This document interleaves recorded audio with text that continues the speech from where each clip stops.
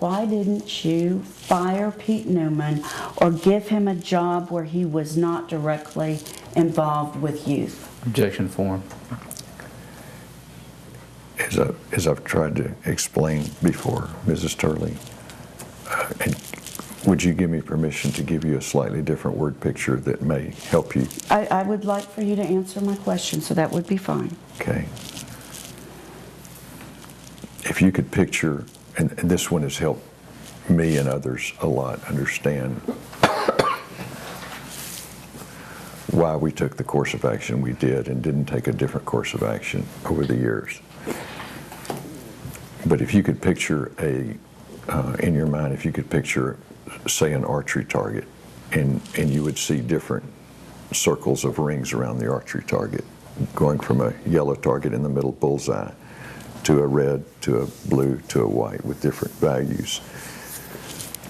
Pete Newman, over the years that he worked with us, had his initial layer of accountability was his wife, who I am convinced, completely honest, completely forthright, astute, had no idea about Pete's actions. He was a married man.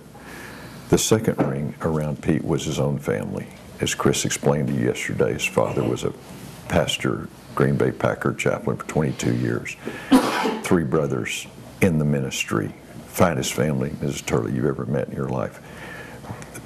We thought they knew Pete inside and out very well. The next layer around Pete Newman was a team of directors, men who've been here at this camp for years, some for decades, traveled with Pete, were with Pete in and out of his home, in and out of their homes. Their children were around Pete a lot. They didn't have any idea. They've testified that they didn't have any idea that Pete had any type of pedophilia or abusive intentions at all. Mrs. Turley, if this is amazing, but Pete abused children, we have found out since this, on mission trips. His envoy on mission trips is an employee of ours who was a 22-year highway patrolman, one of the wisest law enforcement officers I've ever met.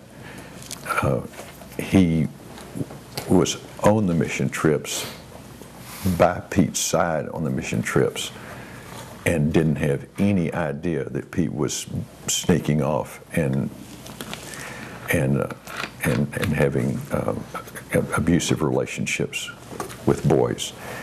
As I said earlier, another layer of accountability was these families that he was with. At least one prosecuting attorney of a boy that he abused. A man who told me, and his boy was abused more than once by Pete, that he could spot a phony a mile off. And he didn't see any signs. He didn't see any red flags or signs at all. Like I said, he spent more time with Pete. His family did in an intimate situation than I had. But that's just one of the families that were also in these layers of accountability. They were very close to Pete. And then Pete had a summer leadership team of 8 or 9 men who worked with him. And me being a camp director as well, I know what the fishbowl looks like that we live in.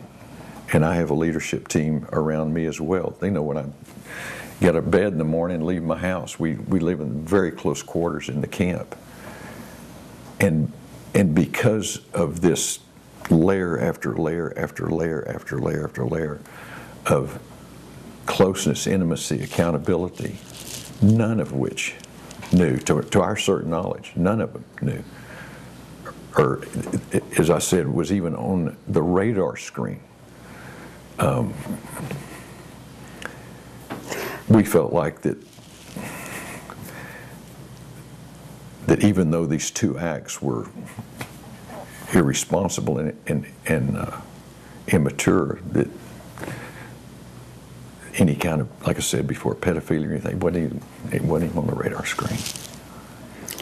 I'm going to object as non-responsive. Let me ask you,